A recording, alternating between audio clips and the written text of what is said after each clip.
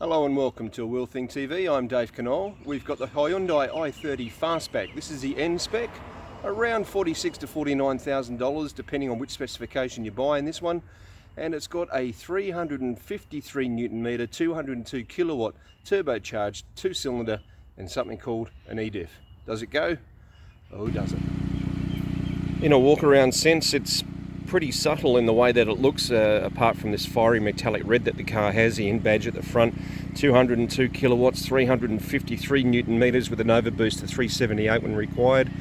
Big 19-inch alloys on this with the N embossed and painted calipers on here. Pirelli P0 is providing some serious grip as well.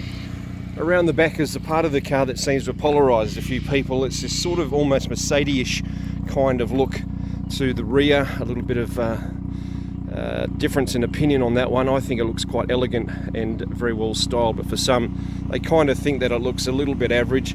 Plenty of room in the boot as well, as we get a little bit of noise on the side there, and a strut brace in there just to give some extra structural rigidity as well.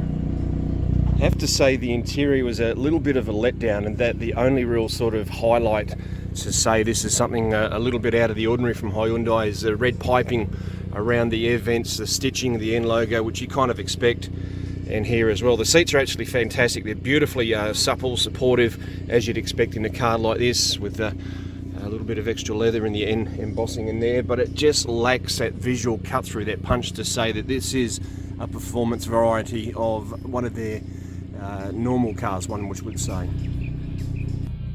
When selecting the N Performance option, it's down here on the right hand side of the steering wheel. We've also got our drive modes here, which if you hit those, you'll come up with your normal Sport and Eco. Sport does seem to bring in a little bit of the N, but if we go to that specifically, then you've got the choices of custom, which means you can go in and actually change some of the settings. If we get that to operate, there we go.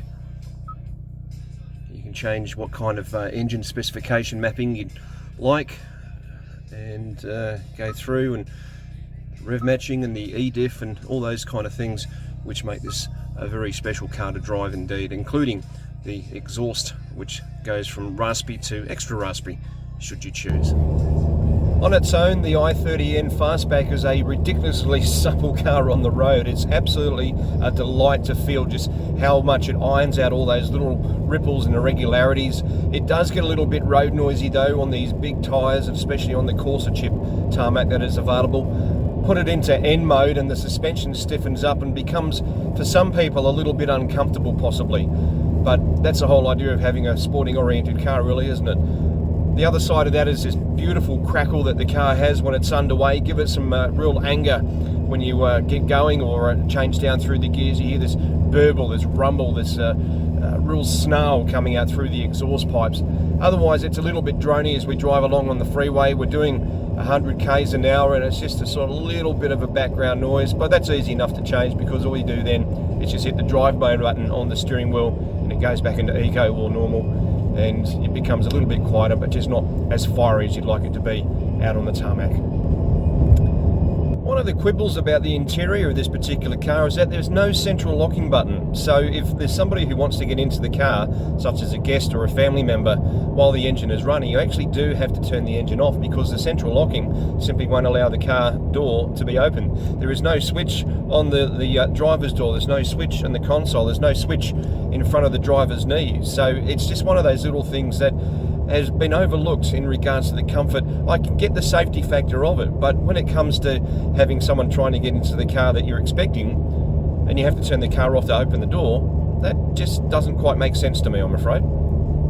It's a beautiful handle of this car. You've got this steering which basically is only 2 turns lock to lock, so that's from full left to full right. It means that the car handles very quickly, it'll respond very quickly, it's very precise, so if you tell the nose you want to go somewhere, it will. The same as for the brakes. The brakes are absolutely feather touch light in that you'll just put a little bit of pressure and you'll feel that bite, that real grip already.